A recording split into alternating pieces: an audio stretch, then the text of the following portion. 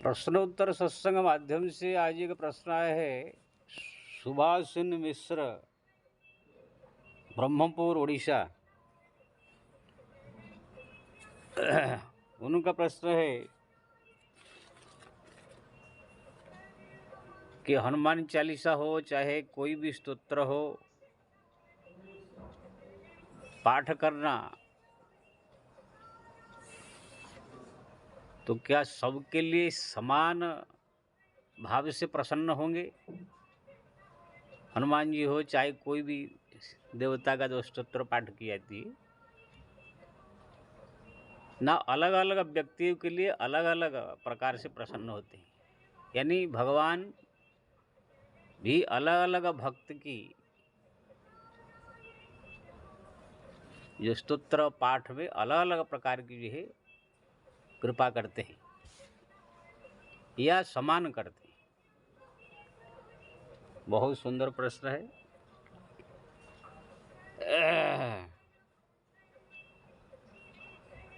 देखो जी, ना भगवान के दरबार में सबके लिए समान है, ना संसार में कहीं भी सबके लिए समान है। जो जितना करता है वो इतना जो है पाता है। ये संसार का नियम है। आप हनुमानी चालीसा 108 मान लीजिए कोई पाठ करे, लेकिन पाठ करने वाला आदमी अगर तुलसी कबीर देव से भक्त हो,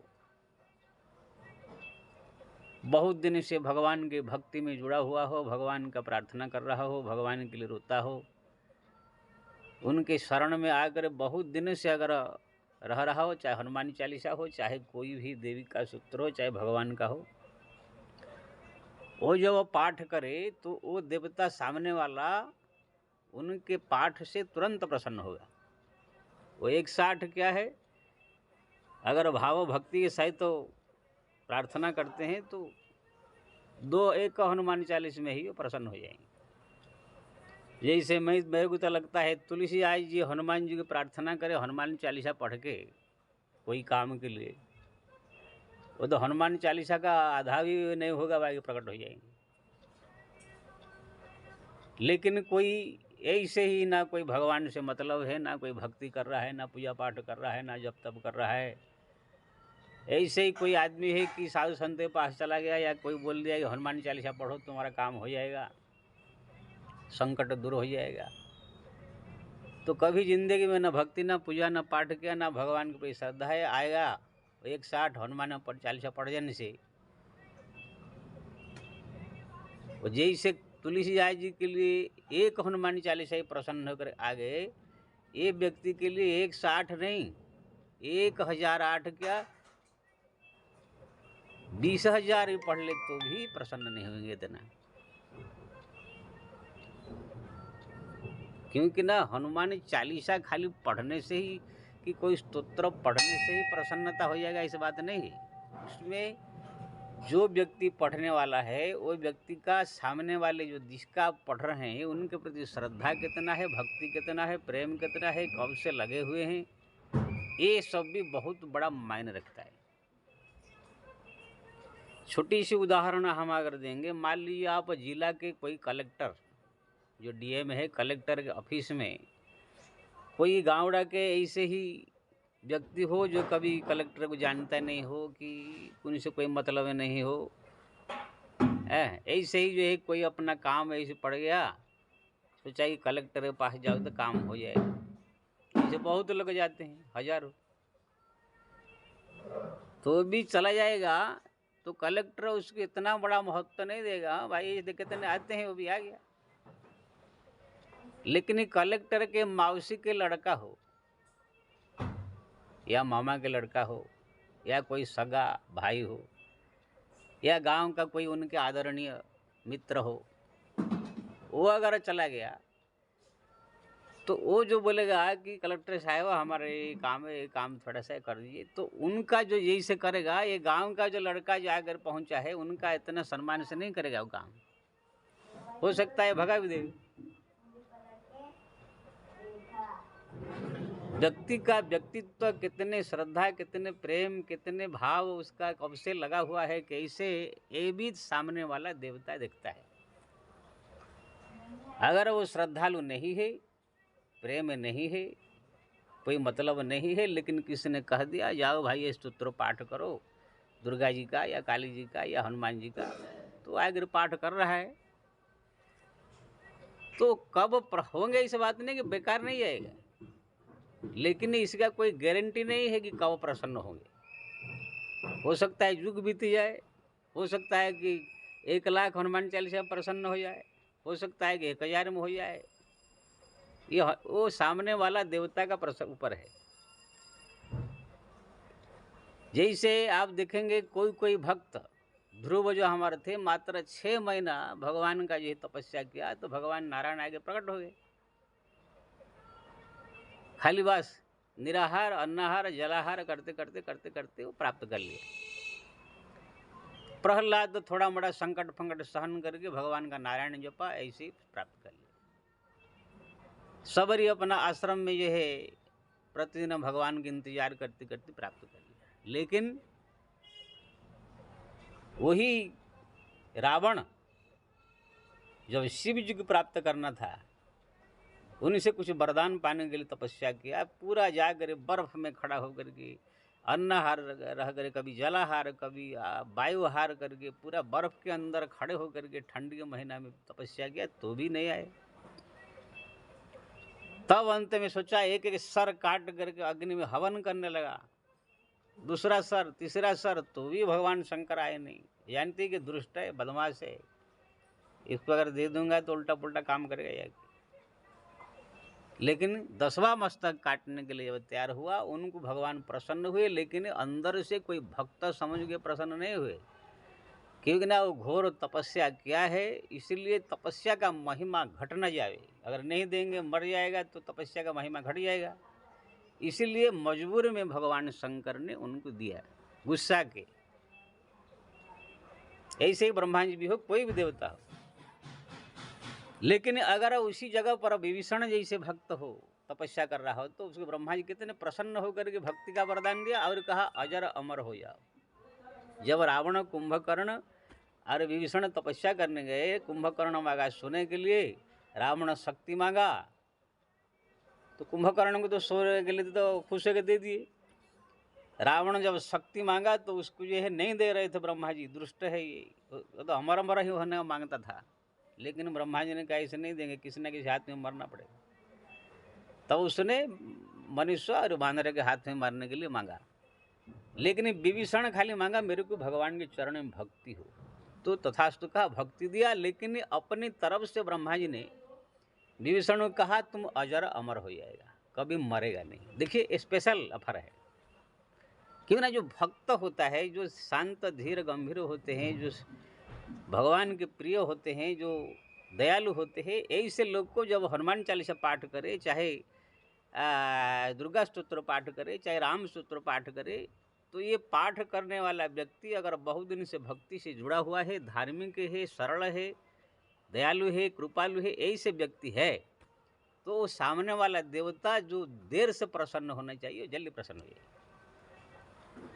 कोई गुंडा, बदमाश, शराबी, जुआरी, उसको जो है कुछ धंधा पानी नहीं चला या कुछ कारणवश संकट आ गया, किसी ने कोई पंडित के पास कह दिया मेरी तकलीफ है, तो पंडित ने कह दिया तुम हनुमान चालीसा पढ़ ले या दुर्गा चालीसा पढ़ ले, तो वो आएगा पढ़ेगा, तो वो कितना पढ़ ले तो भी कुछ नहीं होने वाला है। ये ना, वो सामने वाला देवता ही जानता है कि नंबर बदमाश है।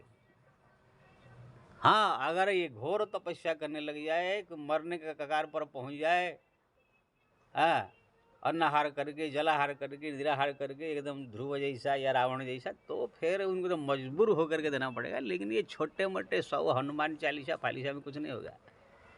लेकिन ये ध्रुव, प्रहलाद, तुलसीदास, कबीरदास वही हनुमान चालीसा को खाली पढ़ेंगे, तुरंत आकर प्रसन्न हो जाएंगे। इसलिए एक गलत फहमी जो हमारे से भक्त लोग में फैल गया है कि वो भी हनुमान चालीसा 11 बार पढ़ जाए तो हाँ उनका काम हो गया, मैं भी पढ़ लूँगा 11 बार तो हो जाएगा। ये गलत फहमी मत रही। आजकल कुछ वक्ता मूर्ख लोग का हमारा है, उन लोग मुख्य ही कहता हूँ। कोई आता बोलता है कि महाराज मेरे तकलीफ परेशानी है, तो बोल लेता है कि बस एक नारियल चढ़ा दो, अर्ज लगा दो, हनुमान चालीसा पढ़ लो, काम हो जाए। जैसे उनका बाप का कोई फैक्ट्री खोला हुआ है, कोई भी जाएगा नारियल चढ़ा देगा और हनुमान चालीसा 11 बार पढ़ देने से काम हो जाएगा है। तो ये सब जो है खाली दुनिया को ठगने का धंधा है और कुछ नहीं है। ये सब हनुमान चालीसा 1-2 बार पढ़ देने से कुछ नहीं होता है। व्यक्ति का व्यक्तित्व कितना है, तुम कितने दिन से भक्ति कर रहे हो, भजन कर रहे हो, तुम्हारा हृदय में दयालुता, कृपालुता और अच्छे अच्छे गुण है कि नहीं, ये सब भी सामने वाला देवता देखता है। इसलिए कोई भक्त जब भगवान को चाहे कोई भी स्तोत्र पाठ करके पुकारता है तो भगवान जल्दी आ जाते हैं। लेकिन कोई भक्त नहीं, अभक्त है, वही स्तोत्र को कितना दिन तक पाठ करे तो भी कुछ भी फर्क नहीं पड़े। जैसे हमारा संसार में भी कोई प्रिय व्यक्ति हमारा, उनके पास अगर जाएंगे तो काम हमारा जल्दी बन जाता है। जो हमारा कोई पहचान का नहीं, कोई मतलब नहीं, अचानक हमको काम पड़ गया, जाकर पहुंच गए तो वहाँ पर जल्दी काम नहीं बन जाएगा। हाँ, अगर आपका कोई ऐसे आदमी हो जो कि जिससे काम बनाने के लिए गए हो, वो अगर प्रिय हो उनका, तो उनके माध्यम से आप काम कर सकते हो। ऐसे ही कोई संत, साधु, महात्मा जो भगवान के भक्त हो, प्रिय हो, उनके पास जाकर बोलो कि आप हनुमान जी से प्रार्थना कर दीजिए, भगवान से प्रार्थना कर दीजिए कि हमारा काम हो जाए। तो हम भी थोड़ा कर रहे हैं कि ना, हम लोग तो भाई इतने भक्त नहीं है, दुनिया संसार में है, आप लोग तो दिन रात लगे रहते हैं, थोड़ा हमारी तरफ से कृपा करके प्रार्थना कर दीजिए। अगर संत दिल से भावुक होकर के उनके प्रति कुछ ऐसे प्रेम हो, मित्र हो, भावुक होकर के प्रार्थना कर दिया दिल से, तो भी काम बन जाता है।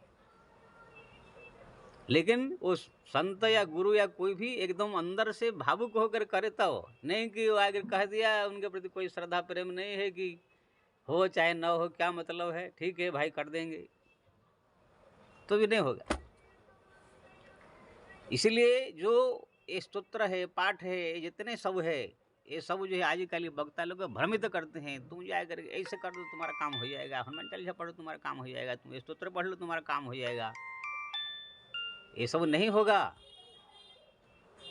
हाँ ठीक है भाई, आप श्रद्धा से करो, मैं नहीं कह रहा हूँ कि सब नहीं करने का। जैसे किसने कह दिया हनुमान चालीसा पढ़ो, तो नहीं कि तुम 11 बार पढ़ने तुम्हारा काम हो जाएगा।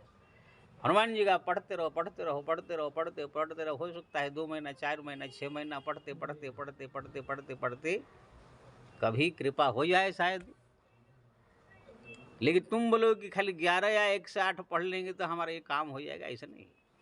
हमारे कलकत्ता से एक आदमी का फ़ोन आया था मेरे पास कि महाराज मेरे पिताजी बीमार थे, किडनी खराब था, ये था, उसके लिए पंडित ने कहा मृत्युंजय पाठ करो। तो मैं बहुत मृत्युंजय पाठ किया, हनुमान चालीसा बोले हनुमान चालीसा पाठ किया, लेकिन पिताजी हमारा मर गए। अब ये सोच लिया है कि उस पंडित ने कह दिया हनुमान चालीसा पढ़ने से, मृत्युंजय पढ़ने से हमारे पिताजी ठीक हो जाएंगे। ऐसे होता है क्या? पहले तुम कितना भक्ति वाले हो, क्या हो, तुम कितने कब से लगे। मैं उनको पूछा कब से भगवान का भजन भक्ति कर रहे हो? ना महाराज पहले तो कुछ नहीं करता था, लेकिन पंडित जी ने कहा तब से इसको पाठ कर रहा है। बताओ, जिंदगी में कभी ना भगवान का नाम, ना पूजा, ना पाठ, ना भक्ति। अब संकट आ गया, जाकर हनुमान चालीसा पढ़ देने से 11 बार, 21 बार, 100 बार या मृत्युंजय पढ़ने से तुम्हारा पिताजी का किडनी ठीक हो जाए। इसीलिए मैं सबसे प्रार्थना कर रहा हूँ, जितने ढकोसले फैलाने वाले हैं कि जाओ ऐसा ना पढ़ लो हनुमान चालीसा तुम्हारा हो जाएगा, ये स्तोत्र पढ़ लो तुम्हारा हो जाएगा, ये स्तोत्र हो जाएगा, इसके हो जाएगा ये गारंटी मत समझो। मैं नहीं कह रहा हूँ कि नहीं होगा इससे। तुम अगर भगवान के भक्त हो तो आपको कम समय में हो जाएगा। अगर भक्ति श्रद्धा इतनी तुम्हारे पास नहीं है तो युग बीत जाएगा, फिर भी होगा कि नहीं होगा गारंटी नहीं है। लेकिन आजकल लोग जो है सब अपने आप को बड़े बड़े भक्त समझ लिए हैं। हाँ, मैं कम हूँ क्या? कितने लोग मंदिर में जाते हैं पूजा करने के लिए, नारियल चढ़ाने, केला चढ़ाने या कुछ ना कुछ प्रसाद चढ़ाने। वो जो वहाँ का जो पुजारी है, प्रतिदिन वहाँ पूजा करता है श्रद्धा भक्ति के साथ, उनको देना चाहिए। वो चढ़ा कर तो भगवान उससे हाथ से ग्रहण श्रद्धा से करते हैं। प्रतिदिन उनका पुजारी सेवक है, जो सेवक है, जो पुजारी है, जो उनका नज़दीक है, तो उनकी बात जल्दी सुनेंगे। लेकिन कितने मूर्ख लोग जो है बोले नहीं मैं खुद अपना चढ़ाऊंगा, मैं कम हूँ क्या, मैं नारियल फोड़ दूंगा, मैं खुद सिंदूर चढ़ा दूंगा, खुद लड्डू चढ़ा दूंगा। कितने मैं देखता हूँ ऐसे मंदिरों में, ठीक से हाथ नहीं थे, ठीक से मुंह धोए, ना कभी राम ना श्याम ना गोविंद ना हरि, सीधा बोलेंगे हम कम नहीं, हम खुद चढ़ाएंगे। हाँ, ऐसे बात नहीं कि खुद चढ़ाने से भगवान प्रसन्न नहीं होंगे। कभी कभी मंदिर के जो पुजारी लोग को भी ऐसे भक्ति वाले नहीं रहते हैं, पगार ले करके वहाँ पर जो है ड्यूटी करते हैं, उनका इतना श्रद्धा भक्ति रहता नहीं है। लेकिन कोई कोई भक्त भी अच्छे रहते हैं, जैसे जगन्नाथपुरी के जितने पंडे पुजारी है, एक नंबर की सब गुंडे बदमाश है। वो लोग का कोई भक्ति भगवान के प्रति नहीं है, खानदानी एक पैसा है, इसलिए वो लोग इसमें करते हैं।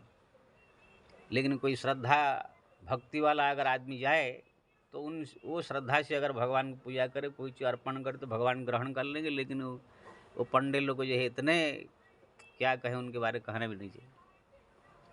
एक बार जो हमारे दासिया बावरी नाम के संत जो भक्त जो है आम लेकर गए थे, तो पंडे लोग को बोले मेरे को लोग भोग लगा दो, बोला मेरे को तो भोग लगा दो। दासिया बावरी ने कहा भाई देखो मैं तुम लोग नहीं देगा, मैं यहाँ से ही भोगा लगा देता। वहाँ से भगवान जगन्नाथ को याद किया, वो हाथ से सब भगवान जगन्नाथ प्रसाद लिए। तो कोई कोई ऐसे भक्त होते हैं, ऐसी बात नहीं है कि भगवान पुजारी से भी ज़्यादा उसको मानते हैं। लेकिन कोई लल्लू पंच आलतू फालतू सब भी सोचते हैं कि हम अपने ही कम नहीं है। तो इसलिए ये जितने भी स्तोत्र है, पाठ है, चाहे गजेंद्र मुख्य हो, चाहे विष्णु स्तोत्र हो, चाहे हनुमान चालीसा हो, चाहे दुर्गा चालीसा हो, कोई भी स्तोत्र पाठ आप कर रहे हैं तो पाठ करो। लेकिन आप ये देखो मैं कितना भक्ति वाला हूँ, कितना भक्ति कर रहा हूँ, कितना दिन से कर रहा हूँ, भगवान के प्रति हमारा रिश्ता क्या है। अगर आपकी रिश्ता पहले से मजबूत है, प्रेम है भगवान के प्रति, तो आपका काम जल्दी पूरा हो जाएगा। अगर तुम कुछ भक्ति से कोई मतलब नहीं, खाली बात पंडित ने कह दिया अगर कर रहे हैं तो तुम्हारा कोई गारंटी नहीं है। गारंटी अगर करना चाहते हो तो कितने सालों तक करोगे तब यही काम होगा, बेकार नहीं है कोई भी स्तोत्र। लेकिन जो लोग ने जैसे द्रौपदी ने पुकारा कृष्ण को, तो बलात्कार वस्त्र हरण हो रहा था तो बचा दिए भगवान कृष्ण आगे। अब आजकल किसी लड़की का वहाँ आज कोई बलात्कार कर रहा हो, उसका वस्त्र खींच रहा हो, वो सोच ले कि कृष्ण को पुकारा था द्रौपदी तो आ गए, तो वो भी कृष्ण कह देने से आ जाएंगे कृष्ण। अरे वो भगवान की बहन है, वो कितने भक्ति वाली है, पूजा पाठ वाली है, कितने भगवान से प्रेम है, सबको पुकारा, किसी ने बचाया नहीं तो भगवान को पुकार लिया आ गया। अब आजकल कोई आए बोलते आएगा, हाँ आएगा। अगर आप भी बहुत दिन से भगवान की भक्ति में जुड़े हुए हो, भगवान का नाम जप कर रहे हो, भगवान के प्रति आपकी श्रद्धा है, प्रेम है, भक्ति है, तब जो है आप पुकारेंगे तो आपके लिए हो जाएगा। यही से छोटी सी उदाहरण देंगे। हम लोग 300 साल से भगवान के भक्ति में जुड़े हैं, साधु संत बने हैं। मैं अनुभव किया हूँ, कोई भी अगर संकट मुसीबत आया, चाहे हनुमान चालीसा हो, चाहे दुर्गा चालीसा हो, कोई भी चीज़ जो पाठ करके हम माता जी से या हनुमान जी से या शिव जी से प्रार्थना करते हैं, ज़्यादा टाइम ही केवल 2 दिन में ही काम सलट जाता है। लेकिन वही काम अगर कोई ऐसे कोई आदमी कर दे तो बोले कि हमारा भी 2 दिन में काम हो जाता, नहीं होगा। उसको महीना महीना करना होगा, होगा कि नहीं गारंटी नहीं है।